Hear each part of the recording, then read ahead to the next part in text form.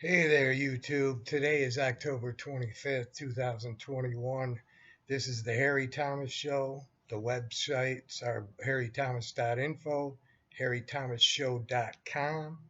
I'm your host, Harry Thomas.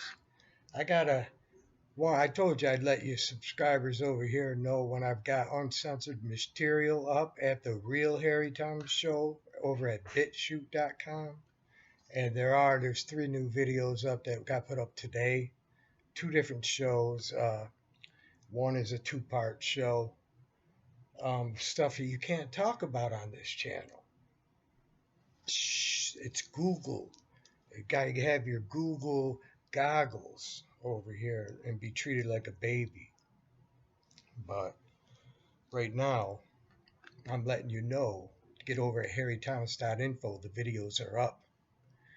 And I'm going to cover this story over here for you YouTubers over here because I appreciate you guys. And we're going to talk about a lot of things. This come out by Ron Paul, our one of our great congressmen who served Texas for over a quarter of a century, ran for president three times, delivered 1,000 babies. I don't even know what, over 1,000, 4,000. I don't know, 400. I don't know. I don't know how many babies is but one person could deliver, but he delivered them, lots of them, and is a good man. His son is Senator Rand Paul in Kentucky. But will Biden start nuclear war with China over Taiwan? Strategic ambiguity has been U.S. policy toward Taiwan China for decades, but the new Biden China policy could rename strategic incoherence. Uh, President Biden's town hall meeting this past week was a disaster. From his bizarre poses to the incoherent answers, it seemed to confirm America's worst fear about a president who we are told was elected by most voters ever. They're saying he got more votes than any other president ever in the history.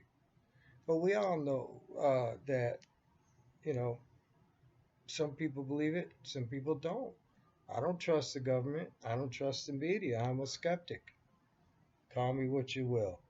Over here, they tell me I can't be free to speak my mind. So I try to obey the rules on this YouTube channel. And I try to behave myself. I don't want to cause trouble, but you know, uh, so though he didn't bother campaigning, we are to believe he somehow motivated the most voters in history to pull the lever in his favor, or mail in a vote in his favor, or something. After the town hall, the Wall Street Journal was early among mainstream media publications to observe the emperor has no clothes. In the editorial titled The Confusing Mr. Biden, the paper wrote, even with a friendly guy audience and softball questions, Mr. Biden's performance revealed why so many Americans are losing confidence in his presidency. The journal focused on one of the most shocking and disturbing revelations from the carefully crafted event, asked by CNN's Anderson Cooper if the United States would come to the defense of Taiwan should it come under attack by Chinese mainland. He replied, yes, we have a commitment to do that. Anderson threw him another softball in hopes he might correct his dangerous misstatement. But Biden was not nimble enough to see his gaffe. He doubled down. It was left to chemical ally of his administration, White House spokesperson Jen Psaki, to clarify that when the president signaled a major shift in U.S. policy, a shift that could well lead to nuclear war with China, he was just kidding or something.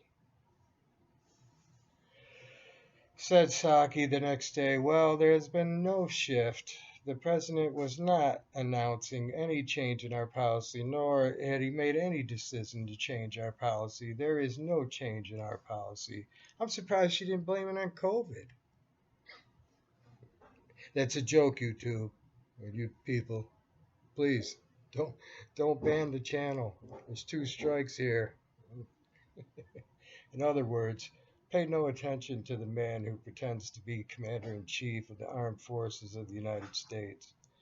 But this is not George W. Bush, who was elected in 2000 with zero experience in foreign policy. This is not Trump, who was so hapless that he campaigned on the policy of peace while hiring John Bolton to carry out that policy. No, Biden, and that's what I mean about Trump when I do say that he's not awake. See, he just put in people who were told they're the experts on these things. You know, that's what we're all told, that these people are the experts. No, Biden has twice been chairman of the Senate Foreign Relations Committee. Foreign policy has always been considered one area of competence. You know, surely the Biden of even the Obama administration would have understood the potentially catastrophic implications of his statement. This isn't a Freudian slip. These are mind control stuff coming in through, like what I said, that scientific dictatorship coming in through the TV. Strategic ambiguity has, I can't say that word, but has been U.S. Ambiguity has been U.S. policy toward Taiwan, China for decades, but the new Biden China policy could be renamed strategic incoherence. Chairman of the Joint Chief of Staff General Milley was heralded as a hero for betraying his commander in chief Trump by seeking to restrict Trump's access to the U.S. nuclear arsenal. Milley claimed that Trump was so unsound of mind that he could not be trusted with the nuclear football. Yet, when actually unsoundness is there for everyone to see, Milley and the other woke generals are silent to the grave. See, we are in dangerous times. We are in 1984. Why is the People's Republic of China, which is supported by the extension of its communist propaganda and the treasonous American left-wing media, bragging about missile technology that the United States engineered 50 years ago? Well, as usual, the real story damages their narrative. There's concern tonight about China's military capabilities amid a report the country recently tested a nuclear-capable hypersonic missile. A report of a Chinese missile test that shows progress with an advanced weapon called a hypersonic missile. Financial Times reported over the weekend that China tested a hypersonic missile in August, showing a capability that caught U.S. intelligence by surprise, citing 5 unnamed sources. On Monday, U.S. Disarmament Ambassador Robert Wood told reporters in Geneva he was concerned about what China is doing on hypersonic missiles, adding, quote, "We just don't know how we can defend against that type of technology. Either does China or Russia." As part of its conventional prompt global strike program, the United States has actively pursued the development of hypersonic weapons since the early 2000s. Maneuverable weapons that fly at speeds of at least Mach 5. Hypersonic weapons have the ability to accelerate to more than 5 times the speed of sound. That's Mach 5, which is equivalent to 3,836.35 miles per hour. Despite this ludicrous speed, hypersonic weapons are not fast enough to be undetectable by radar, but they move at speeds that are so fantastic that most missile defense systems will be unable to react in time to counter such an attack. To get an idea of just how fast they are, a hypersonic missile could travel from San Francisco to Washington, D.C. in about 30 minutes. Now, we can all thank the Bill Clinton administration for transferring our missile secrets to the Chinese. Clinton administration's policies on satellite exports facilitated legal or illegal transfers of military-related technology to China. Thailand and the Philippines, our democratic allies in Northeast Asia, are for this. If you want to reduce tensions along the Taiwan Strait, if you want a more stable Asia, if you want to maximize the chances of avoiding proliferation of dangerous weapons and a new arms race, a yes is the right vote. In 1998, the Justice Department began a criminal investigation into Laurel Space and Communications and Hughes Electronic Corporation for the violation of export control laws. The firms had shared their findings of a PRC rocket explosion with the Chinese, circumventing the U.S. military. China then used this knowledge to improve their ballistic missile and guidance systems. The chairman of Laurel was the largest individual donor to the Democratic Party.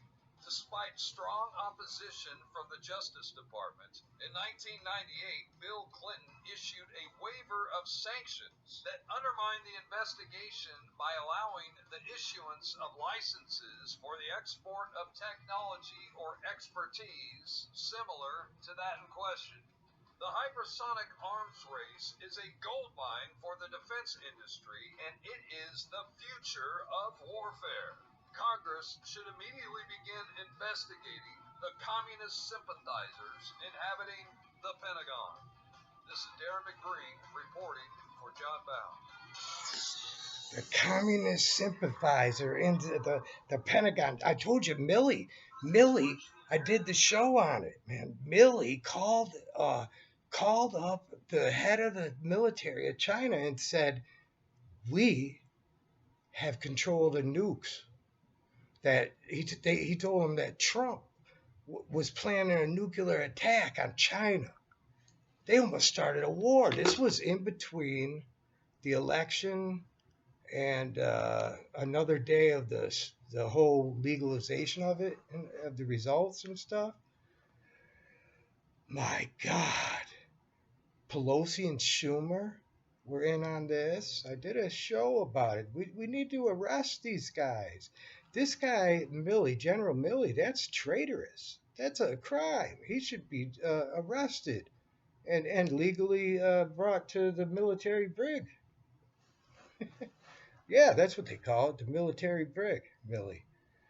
Yeah.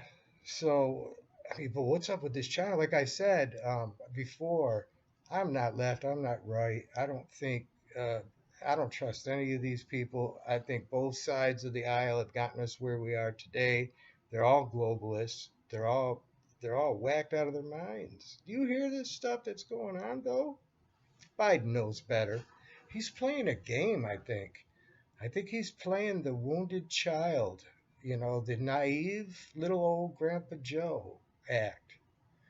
Um, he knows full well what his handlers are doing. I'm not saying he doesn't have handlers. Now, I got criticized before about, oh, Joe, he, you don't know what's up with Joe and this.